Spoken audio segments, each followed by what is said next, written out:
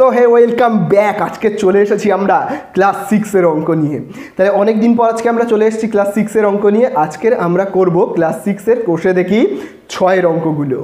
তাহলে ক্লাস 6-এর কোষে দেখি 6 অর্থাৎ পৃষ্ঠা নাম্বার 87 এবং 88 পৃষ্ঠার অঙ্কগুলো আজকে আমরা করব। আজকে আমরা করব কোষে দেখি 6-এর 1-এর দাগের সমস্ত অঙ্ক, এবং আমরা করব 2-এর দাগের সমস্ত অঙ্ক, এবং 3-এর দাগ এবং 4-এর দাগের অঙ্কগুলো। তো এই অধ্যায়টার নাম কি? এই অধ্যায়ের দেখো নাম লেখা আছে ভগ্নাংশকে পূর্ণ সংখ্যা ও ভগ্নাংশ দিয়ে গুণ ভাগ।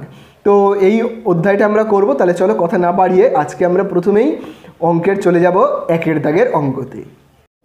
তাহলে আমরা দেখো প্রথমেই করে ফেলবো কোষে দেখি 6-এর মানে 87 পৃষ্ঠার 1-এর দাগের এর অঙ্কটা। তাহলে দেখো 1-এর দাগে প্রথমে বলে দিয়েছে না যে মনে মনে হিসাব করি। তাহলে 1-এর দাগের এতে দেখো কি বলে দিয়েছে যে 10 টাকার 1/2 অংশ কত। তাহলে তোমরা দেখো এখানে আমরা প্রথমেই করব কি 1-এর দাগের 1-এর অঙ্কটা যেখানে, তাহলে দেখো প্রথমেই বলে দিয়েছে যে 10 টাকার 1/2 অংশ কত। তাহলে আমরা কি করব, প্রথমেই 10কে লিখব এবং তার সঙ্গে আমরা গুণ করব। কত অংশ জানতে চেয়েছে, দেখো 1/2 অংশ মানে কত জানতে চেয়েছে, তাই তো। তাহলে চলো আমরা যদি গুণ করি তাহলে কত হবে দেখো তো, কাটাকুটি করলে দেখো 2 দিয়ে আমরা 2কে ভাগ করলে কত পাবো, পাবো 1। এবং 2 দিয়ে যদি আমরা 2কেও ভাগ করি তাহলে আমরা 10কেও ভাগ করব। তাহলে 10কে যদি আমরা 2 দিয়ে ভাগ করি তাহলে আমরা উপরে কত পাবো, 5। তাহলে দেখো উপরে কী কী পড়ে থাকছে, 5 গুণ 1। তাহলে কত হবে, 5 গুণ 1, 5 একে 5, 5 টাকা। তাহলে এই আমরা পেয়ে গেলাম কি, পেয়ে গেলাম 10 টাকার 1/2 অংশ কত হবে। ঠিক আছে, এবারে আমরা চলে যাব বিয়ের দাগে। তাহলে দেখো বিয়ের দাগে কী বলে দিয়েছে, 25 টাকার 1/5 অংশ মানে কত। তাহলে আমরা কি লিখবো, 25 লিখবো। তার কত অংশ জানতে চাইছে, 1/5। তাহলে আমরা কি করবো বলো তো, 1/5কে সাথে আমরা গুণ করে দেবো। তাহলে দেখি তো গুণ করলে কত হয়। তাহলে আমরা দেখো উপরের যে কোনো একটা সংখ্যার সঙ্গে নিচের যে কোনো একটা সংখ্যাকে ভাগ করব। তাহলে দেখো 5 দিয়ে আমরা যদি 5কে ভাগ করি কত পাবো, 1। এবং 5 দিয়ে যদি আমরা 25কে ভাগ করি কত পাবো, 5 5 25। তাহলে দেখো উপরে কত রয়েছে, 5 গুণ 1 অর্থাৎ কত হবে, 5 টাকা। তাহলে 25 টাকার 1/5 অংশ মানে কত পেলাম আমরা, 5 টাকা। এইবারে আমরা চলে আসবো সি এর দাগের অঙ্কতে। তাহলে দেখো সি এর দাগের অঙ্কতে কী বলে দিয়েছে, কত টাকার, তোমরা ভালো করে দেখবে এই জায়গাটা দেখে 1/3 অংশ 4 টাকা। তো বলে দিয়েছে যে কত টাকার 1/3 অংশ 4 টাকা। তার মানে কি 1/3 অংশ মানে যে 4 টাকা সেটা বলেই দিয়েছে কিন্তু। ঠিক আছে, অর্থাৎ আমরা বলতে পারি কি 1/3 অংশ, 1/3 অংশ অর্থাৎ এই জায়গাটা তোমরা ভালো করে বুঝবে, 1/3 অংশ অর্থাৎ কত টাকা বলে দিয়েছে দেখো, 4 টাকা। ঠিক আছে, 1/3 অংশ মানে হলো 4 টাকা। তাহলে জানতে চেয়েছে কত টাকার, মানে মোট অংশটা কত জানতে চেয়েছে। তাহলে দেখো আমরা না সবসময় মোট অংশ কত ধরে নেব বলো তো, মোট অংশকে আমরা ধরে নেব 1, মোট 1 অংশ। তাহলে 1 অংশ অর্থাৎ কত টাকা হবে। তাহলে দেখো আমরা এবারে কি করব, 4কে ভাগ করব। কত দিয়ে ভাগ করব, দেখো এখানে কত লেখা রয়েছে, 1/3। এইটা দিয়ে আমরা ভাগ করব, করলেই কিন্তু আমরা পেয়ে যাব। ঠিক আছে, যে কত টাকা।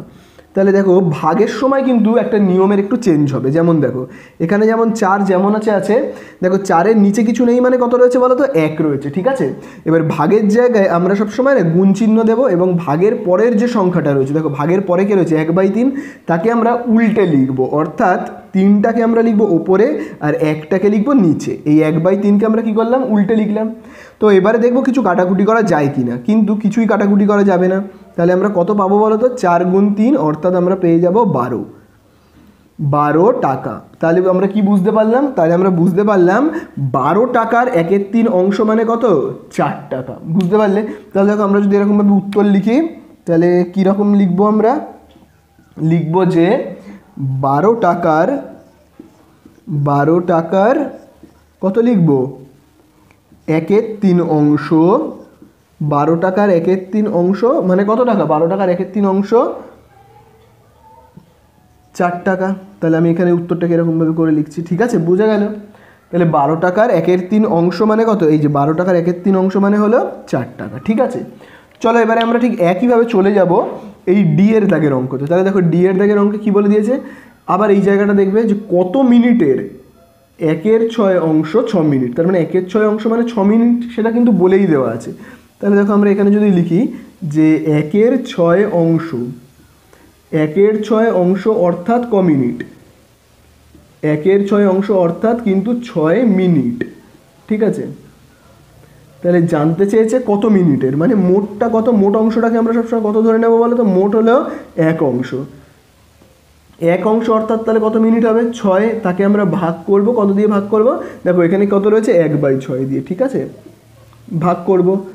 তাহলে আমরা এখানে কমা কমা দেবো। এবার দেখো এখানে 6-এর নিচে কিছু নেই, তাহলে নিচে কিছু না থাকলে কি ধরে নেবো বলো তো 1। তাহলে দেখো এখানে কত হবে, দেখো 6/1 যেমন আছে এখানে ভাগ আছে, তো ভাগের সময় আমরা কি করবো, সবসময় গুণ চিহ্ন দেবো, দিয়ে ভাগের ঠিক পরে দেখো কে রয়েছে 1/6, তাকে আমরা উল্টে লিখবো, অর্থাৎ 6/1।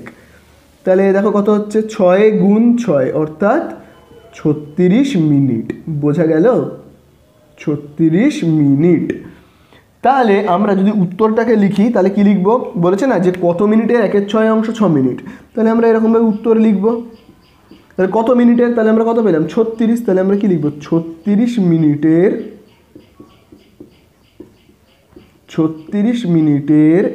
1/6 অংশ, তাহলে 36 মিনিটের 1/6 অংশ কত 6 মিনিট, তাই না? তাহলে এই হয়ে গেল কি আমাদের অঙ্কটা শেষ, এটা হলো আমাদের কি অ্যান্সার, বোঝা গেল। তাহলে এবারে আমরা চলে আসবো ইয়ের দাগের অঙ্কতে। ইয়ের দাগের অঙ্কতে কি বলে দিয়েছে, আমি মালার থেকে তার 1 ঝুড়ি আমের 1/3 অংশ নিলাম, আমি যদি 7টি আম নিই, তাহলে তোমরা এইখান থেকে এত টাকা আগে দাগ দাও যে 1/3 অংশ নিলাম, তারপরে দেখো লেখা রয়েছে না আমি যদি 7টি আম নিই, তাহলে মালার ঝুড়িতে কতগুলি আম ছিল।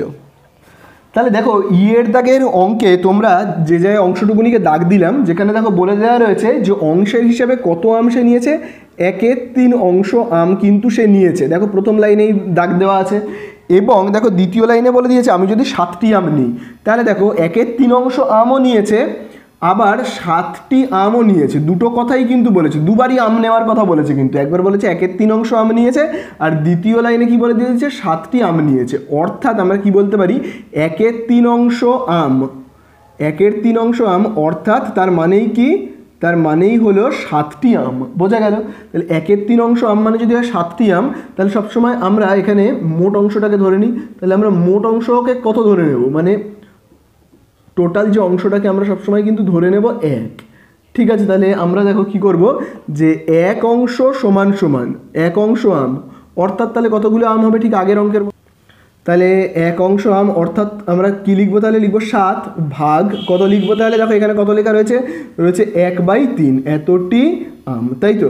এবার দেখো 7-এর নিচে কিছু নেই মানে কি 1 আছে, তাই না, তাহলে আমরা কি লিখবো, দেখো 7/1 যেমন আছে ভাগের জায়গায় আমরা গুণ চিহ্ন দেবো, দিয়ে কি করব এই 1/3টাকে উল্টে লিখবো, অর্থাৎ হবে কত 3/1।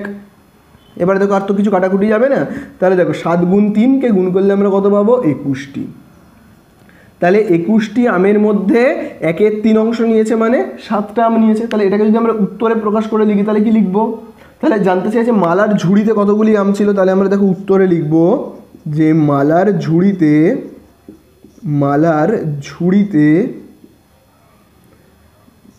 তাহলে দেখো আমরা লিখব মালার ঝুড়িতে 21টি আম ছিল, 21টি আম ছিল।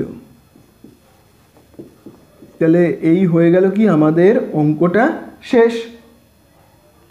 তাহলে দেখো এবারে আমরা করব একের দাগে জি এরটা পৃষ্ঠা নাম্বার 88-এ দেখবে, হ্যাঁ দেখো যেখানে লেখা রয়েছে আজ বাবা 10 লিটার খাবার জল কাছের টিউবওয়েল থেকে এনেছেন, মা 1/5 অংশ জলে রান্না করলেন, বাকি জলের 1/4 অংশ জল খাওয়ার পরেও এখনও কত জল পড়ে আছে হিসাব করে দেখি। তাহলে দেখো অঙ্কের মধ্যে কিন্তু বলে দিয়েছে বাবা মোট কত লিটার জল কিন্তু এনেছে, দেখো মোট জলের পরিমাণটা কিন্তু বলে দেওয়া রয়েছে, মোট জলের পরিমাণ অর্থাৎ বাবা মোট কতটা জল এনেছে। তাহলে দেখো তোমরা অঙ্কের মধ্যেও দেখবে মোট জল বাবা কত লিটার এনেছে, 10 লিটার কিন্তু জল বাবা টিউবওয়েল থেকে পাম্প করে এনেছে। এই 10 লিটার জলের মধ্যে মা কতটা অংশ জলে রান্না করেছে, দেখো অঙ্কের মধ্যেই তোমরা দেখতে পাবে। তাহলে দেখো অঙ্কের মধ্যে বলে দিয়েছে মা 1/5 অংশ জলে রান্না করেছেন, তাহলে আমরা কি লিখব, মা রান্না করেছেন, মা রান্না করেছেন, মা রান্না করেছেন কত অংশ জলে রান্না করেছে মা, দেখো মা রান্না করেছেন 10 লিটার তো মোট জল, তার কত অংশে দেখো বলে দিয়েছে 1/5 অংশ, তাহলে আমরা কি লিখব 1 গুণ 5, তাহলে দেখো আমরা যদি কাটাকুটি করি তাহলে কত হবে, দেখো 5 দিয়ে 5কে ভাগ করলে 1, 5 দিয়ে যদি আমরা 10কে ভাগ করি কত হবে 2, তাহলে 2 গুণ 1, এই যে 2 গুণ 1 করলে কত হবে 2 লিটার। বুঝতে পারলে? তাহলে তোমরা দেখো বাবা 10 লিটার জল এনেছে, তার মধ্যে মা রান্না করেছে কত লিটার জলে, 2 লিটার জলে।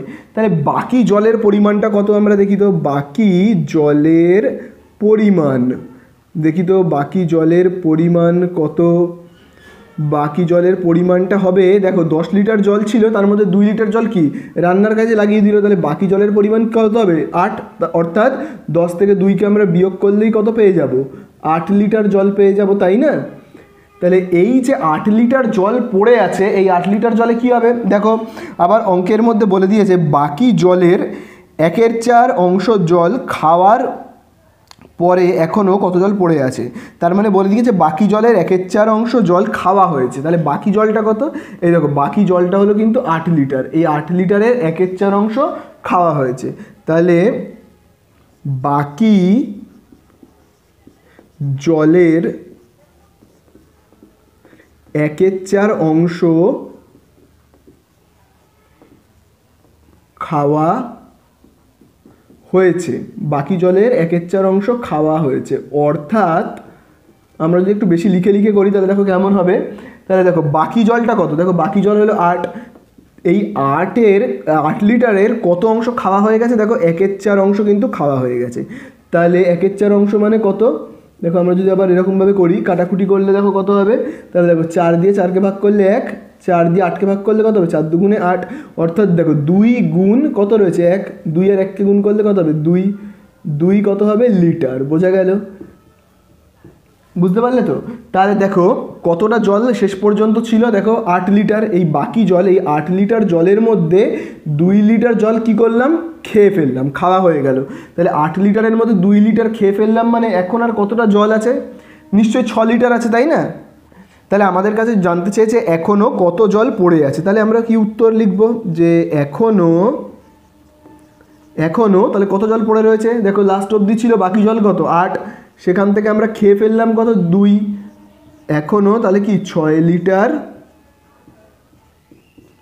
জল পড়ে আছে। বোঝা গেল? তাহলে এই হয়ে গেল কি আমাদের অঙ্কটা শেষ। তাহলে দেখো এবারে আমরা করব 2 দাগের অঙ্কটা, যেখানে দেখো হচ্ছে মান খুঁজি, এখানে দেখো অনেকগুলো ভগ্নাংশের গুণ কিন্তু দেওয়া আছে।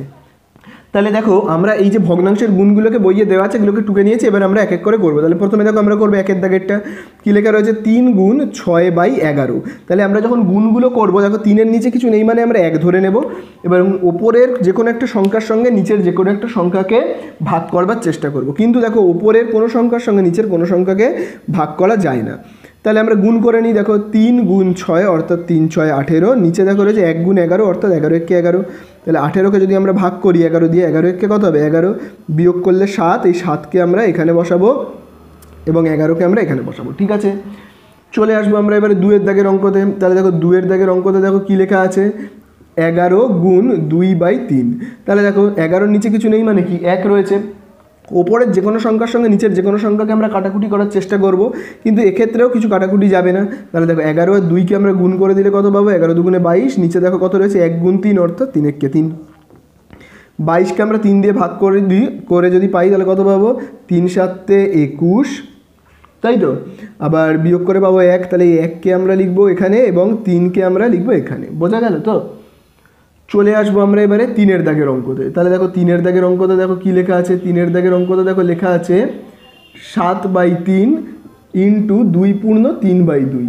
তাহলে এক্ষেত্রে দেখো 7/3 যেমন আছে, এই যে মিশ্র ভগ্নাংশটাকে আমরা অপ্রকৃত ভগ্নাংশে পরিণত করব, অর্থাৎ 2 দিয়ে আমরা এই 2কে কী করবো, গুণ করব, 2 দুগুণে 4, এবং এই 4-এর সঙ্গে আমরা এই 3কে যোগ করব, করলে কত পাবো 7। তাহলে দেখো ওপর নিচে কিছু কাটাকুটি করার চেষ্টা করব, কিন্তু কাটবে না, তাহলে আমরা গুণ করে দিই, 7 গুণ 7 কত রয়েছে 7 7 49, 3 গুণ 2 অর্থাৎ 3 দুগুণে 6। তাহলে আমরা 49কে ভাগ করি 6 দিয়ে, কত হবে, তাহলে দেখো এখানে কত হবে 6 8 48। তাহলে এখানে বিয়োগ করলে কত পাবো 1, তাহলে এই 1টাকে আমরা এখানে বসাবো আর এই 6টাকে আমরা এইখানে লিখবো। বোঝা গেল তো? চলে আসবো আমরা এবারে 4 দাগের অঙ্কতে। দেখি 4 দাগের অঙ্কতে কি বলা আছে। 4 দাগের অঙ্কতে আছে 3/8 গুণ তারপরে দেখো কী লেখা রয়েছে 6/4। তাহলে এক্ষেত্রে আমরা উপরের যে কোনো সংখ্যার সঙ্গে নিচের যে কোনো সংখ্যা কাটাকুটি করার চেষ্টা করব। এবং দেখো এখানে আমরা দেখো 2 দিয়ে যদি 6কে ভাগ করি কত হবে 3, 2 দিয়ে 8কে ভাগ করলে কত পাবো 4। তাহলে দেখো এখানে কি কি পড়ে থাকছে, উপরে দেখো কি কি থাকছে, উপরে দেখো থাকছে ভালো করে দেখবে, দেখো এখানে দেখো কি রয়েছে 3 গুণ 3 অর্থাৎ 3 তিরিকে 9, আবার দেখো 4 গুণ 4 অর্থাৎ 4 4-এ 16। বোঝা গেল? তাহলে এইটা কিন্তু আমাদের হয়ে গেল। এবারে আমরা চলে আসবো 5-এর দাগের অঙ্কটাতে। 5-এর দাগের অঙ্কতে দেখো কত রয়েছে, রয়েছে 6/49 গুণ 7/3। তাহলে উপরের যে কোনো একটা সংখ্যার সঙ্গে নিচের যে কোনো একটা সংখ্যাকে কাটাকুটি করব। তাহলে এক্ষেত্রে দেখো আমরা কাটাকুটি করবো কীরকমভাবে, দেখো 7 দিয়ে 7কে ভাগ করলে 1, 7 দিয়ে 49কে ভাগ করলে কত হবে 7 7 49। আবার দেখো এখানে আমরা কাটবো 3 দিয়ে, 3 দিয়ে 3কে ভাগ করলে 1, 3 দিয়ে 6কে ভাগ করলে কত হবে 3 দুগুণে 6। তাহলে দেখো ওপরে কি কি পড়ে থাকছে 2 গুণ 1 অর্থাৎ 2 1-কে 2, নিচে দেখো 7 গুণ 1 অর্থাৎ 7 1-কে 7। ঠিক আছে, চলো এরপরে আমরা চলে যাব। তাহলে আমাদের কত দাগ হলো 5-এর দাগ। এবার আমরা চলে আসবো কি 6-এর দাগের অঙ্কে। তাহলে 6-এর দাগে দেখো কি লেখা রয়েছে 15/28 এবং তারপরে কি লেখা রয়েছে 2 পূর্ণ 1/3, তাই তো? তাহলে দেখো 15/28 যেমন আছে আছে, তাহলে এখানে দেখো 3, তাহলে দেখো 3-এর সঙ্গে 2কে গুণ করবো, 3 দুগুণে 6 আর 1-এ যোগ করলে কত হবে 7। তাহলে ওপরের যে কোনো সংখ্যার সঙ্গে নিচের যে কোনো সংখ্যার কাটাকুটি করবো। তাহলে দেখো 7 দিয়ে 7কে ভাগ করলে 1, 28কে ভাগ করলে কত হবে 7 4-এ 28। ঠিক আছে, আবার দেখো 3 দিয়ে 3কে ভাগ করলে 1, 15কে ভাগ করলে কত হবে 3 5-এ 15। তাহলে দেখো এখানে ওপরে কী কী সংখ্যা রয়েছে 5 গুণ 1 অর্থাৎ 5 1-কে 5। আবার দেখো নিচে কত রয়েছে 4 গুণ 1 অর্থাৎ 4 1-কে কত 4, তাই না? তাহলে একে যদি আমরা মিশ্র ভগ্নাংশে পরিণত করি তাহলে কত হবে 4 1-কে 4, বিয়োগ করলে পাবো 1। তাহলে আমরা বিয়োগ করে 1 পেয়েছি, এই 1-কে আমরা কোথায় লিখবো এখানে, আর এই 4-কে আমরা লিখবো এইখানে। বোঝা গেল? তো এবারে আমরা চলে আসবো 7-এর দাগের অঙ্কতে। তাহলে দেখো 7-এর দাগের অঙ্কতে এখানে আমি দেখো 7-এর দাগের অঙ্কটাকে লিখছি। ঠিক আছে, তাহলে দেখো 7-এর দাগের অঙ্কে কী লেখা রয়েছে, লেখা রয়েছে 4 পূর্ণ 8/13 গুণ দেখো রয়েছে কি 7 পূর্ণ 4/5। তাহলে দেখো আমরা 13 লিখবো। এবারে 13-এর সঙ্গে যদি 4কে গুণ করি তাহলে কত হবে 4 13 52, আর 8কে যদি আমরা যোগ করে দিই তাহলে কত হবে 60 গুণ। আবার দেখো এখানে আমরা কি করব 5-এর সঙ্গে 7কে গুণ করবো, 5 7 35, আর 4কে যোগ করে দিলে কত হবে 39। তাহলে কাটাকুটি করি, দেখো 13 দিয়ে 13কে ভাগ করলে 1 এবং 13 দিয়ে 39কে ভাগ করলে কত হবে 13 3-এ 39। আবার দেখো আমরা যদি 5 দিয়ে 5কে ভাগ করি 1, 5 দিয়ে যদি আমরা 60কে ভাগ করি কত হবে 5 12 60। তাহলে দেখো ওপরে কী কী পড়ে থাকছে 12 গুণ 3 অর্থাৎ 3 12 কত হবে 36। হয়ে গেল। লাস্ট আমরা করে ফেলবো 8-এর দাগের অঙ্কটা। তাহলে দেখো 8-এর দাগের অঙ্কতে কি বলে দেওয়ার আছে, বলে দেওয়া রয়েছে 2 পূর্ণ 3/5 গুণ কত রয়েছে 6, 6-এর নিচে কিছু নেই মানে কি 1, তাই না? তাহলে দেখো আমরা এটাকে অপ্রকৃত ভগ্নাংশে পরিণত করি, 5-এর সঙ্গে 2 গুণ করি, 5 দুগুণে কত 10, তার সঙ্গে 3কে যদি যোগ করে দিই কত হবে 13, তাই না? তাহলে উপরে দেখো 6/1, কিন্তু ওপর নিচে কিছুই কাটাকুটি যাবে না, তাহলে আমরা গুণ করে দেবো। তাহলে দেখো 5 গুণ 1 অর্থাৎ 5 1-কে 5, 6 গুণ 13 গুণ 6 অর্থাৎ কত হবে 6 13 78। কিন্তু ওপরে যেহেতু বড় তাহলে কি করবো আমরা, তাহলে এই যে আমরা পেলাম 78/5, তাহলে এই 78/5-কে যদি আমরা মিশ্র ভগ্নাংশে পরিণত করি তাহলে কীরকমভাবে লিখবো, 5 1-কে 5, বিয়োগ করে কত পাবো 2 28 হলো, তাহলে 5 5-এ কত হবে 25, তাহলে বিয়োগ করে কত হবে 3, তাই না? তাহলে এই 3-কে আমরা কোথায় লিখবো এখানে, আর 5-কে আমরা লিখবো নিচে। তাহলে এই হয়ে গেল আমাদের অঙ্কগুলো শেষ। তাহলে এবারে আমরা চলে আসবো 3-এর দাগের অঙ্কতে, যেখানে দেখো বলে দিয়েছে একটি বালতিতে 1/2 লিটার জল ধরে, এইরকম 7টি বালতিতে কত লিটার জল ধরবে। তাহলে দেখো অঙ্কের মধ্যে খুব সোজাসাপটাভাবে বলেই দিয়েছে একটি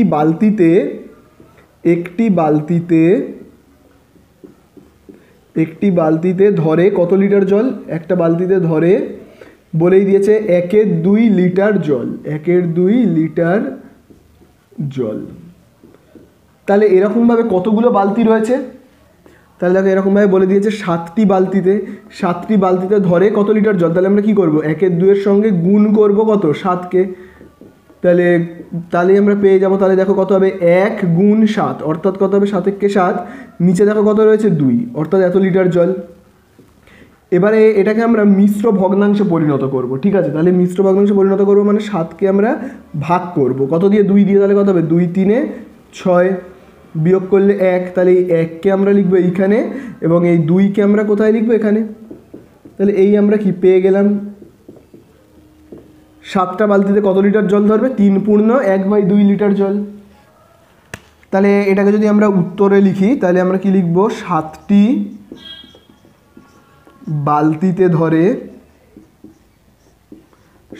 বালতিতে ধরে কত লিটার জল ধরছে, 3/1/2 লিটার, এই এত লিটার জল ধরবে। তাহলে এই অঙ্কটা কি হয়ে গেল আমাদের শেষ।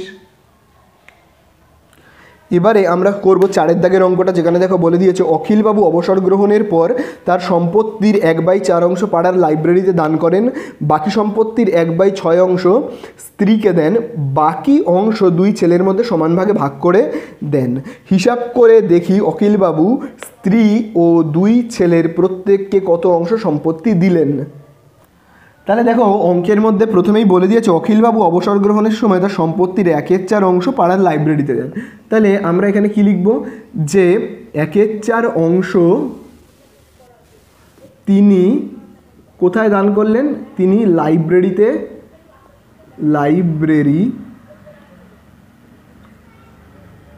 লাইব্রেরিতে দান করলেন বা করেন বলে আমরা লিখছি, ঠিক আছে।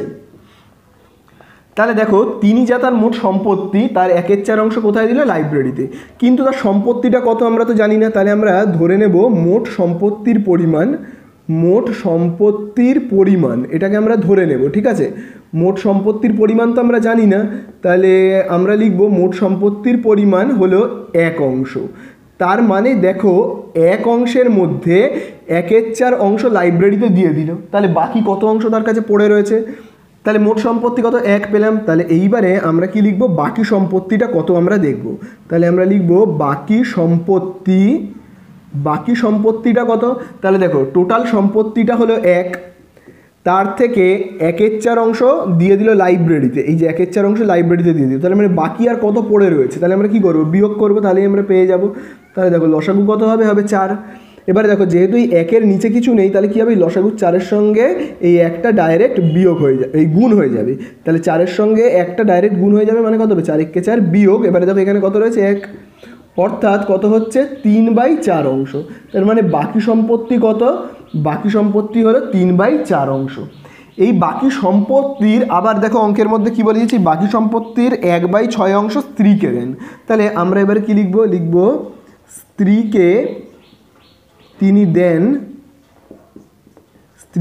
দিলেন। তাহলে স্ত্রীকে তিনি কতটা দিলেন অংশ সম্পত্তি, এই যে 3/4 অংশ সম্পত্তি ছিল তার কত অংশ দিয়েছে, দেখো তোমরা বইয়ের মধ্যে দাগ দেবে, দেখো বলে দিয়েছে বাকি সম্পত্তির 1/6 অংশ স্ত্রীকে দেন। তার মানে দেখো বাকি সম্পত্তি কত, এই দেখো বাকি সম্পত্তি আমরা কত বের করলাম, 3/4, তার কত বলে দিয়েছে 1/6 অংশ। তাহলে আমরা কি করব, 1/6কে গুণ করে দেবো, দেখি কিছু কাটাকুটি করা যায় কিনা। দেখো 3 দিয়ে 3কে ভাগ করলে 1, 6কে ভাগ করলে কত হবে, 2।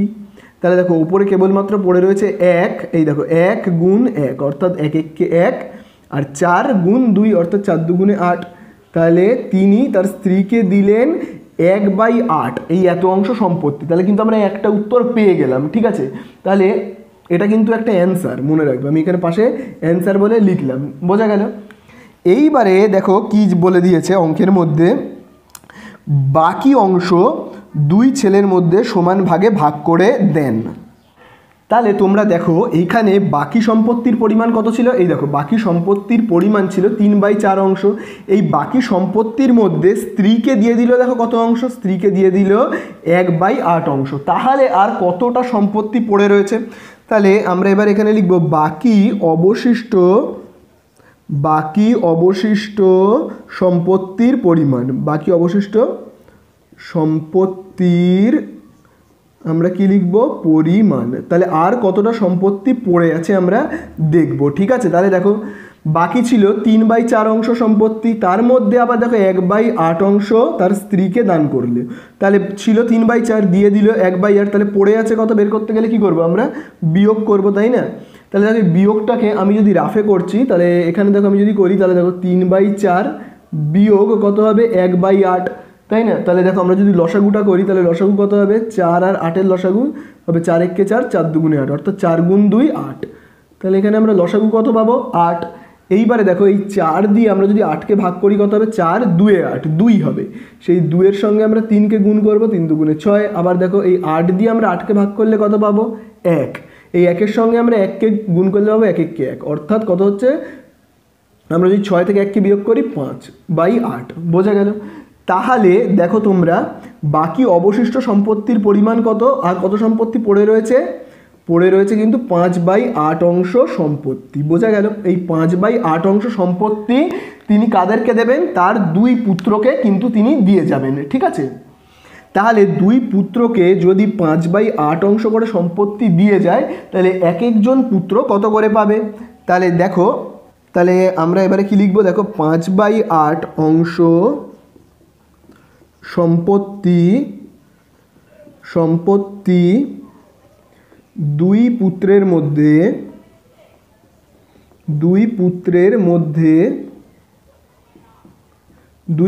মধ্যে সমান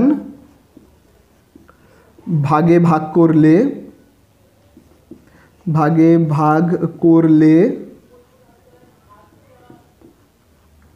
প্রত্যেকে পাবে। তাহলে প্রত্যেকে পাবে কত অংশ করে সম্পত্তি, দেখো ভালো করে দেখবে। ভাবো 10 টাকাকে যদি আমরা দুজনের মধ্যে ভাগ করি, তাহলে আমরা এক একজনকে কত টাকা করে দেবো 5 টাকা। তাহলে আমরা কি করে করলাম, যে মোট সম্পত্তি 10, তাকে আমরা 2 দিয়ে ভাগ করলাম। ঠিক তেমনই এখানে আর কতটা সম্পত্তি বেঁচে রয়েছে, দেখো 5/8 অংশ, একে দুজনের মধ্যে ভাগ করব, তার মানে আমরা ভাগ করে দেবো কত দিয়ে 2 দিয়ে, তাই না। এবার দেখো 2-এর নিচে কিছু নেই, মানে কি লিখবো আমরা 1। এরপরে তোমরা জানো কিভাবে করতে হয়, দেখো এখানে প্রথমে দেখো কি রয়েছে 5/8, তাহলে আমরা কি লিখবো 5/8। তারপরে তোমরা জানো ভাগের জায়গায় কি চিহ্ন দিতে হয়, গুণ চিহ্ন। 2/1কে আমরা উল্টে লিখবো 1/2, ঠিক আছে তো। তাহলে কিছু তো কাটাকুটি যাবে না, তাহলে 5 গুণ 1 অর্থাৎ কত হবে 5 1কে 5। আবার দেখো 8 গুণ 2 অর্থাৎ 8 দুগুণে কত 16, অর্থাৎ প্রত্যেকটা ছেলে অর্থাৎ এক একটা ছেলে কত করে সম্পত্তি পাবে, এই দেখো 5/16 অংশ করে কিন্তু সম্পত্তি পাবে। আর ওদের স্ত্রী বউ কত অংশ পেয়েছে, এই দেখো বউকে তিনি দান করে গেছেন কত অংশ, এই দেখো বউকে তিনি দান করে গেছেন 1/8 অংশ। তাহলে এটাকে আমরা উত্তরের আকারে লিখি। তাহলে দেখো আমরা এখানে উত্তরে লিখব তার স্ত্রী কত অংশ সম্পত্তি পাবেন, এই দেখো তার স্ত্রী কিন্তু পেয়েছে 1/8 অংশ, দেখতে পেয়েছো। তাহলে তার স্ত্রী 1/8 অংশ এবং প্রত্যেকটা ছেলে প্রত্যেক পুত্র এক একটা ছেলে, তাহলে দেখো কত অংশ করে সম্পত্তি পাবে, এই দেখো তারা কত পেয়েছে 5/16 অংশ করে সম্পত্তি পাবে। তাহলে আমি শুধু লিখে দিচ্ছি অংশ পাবে, বোঝা গেল। তাহলে এই হয়ে গেল আমাদের অঙ্কটা শেষ।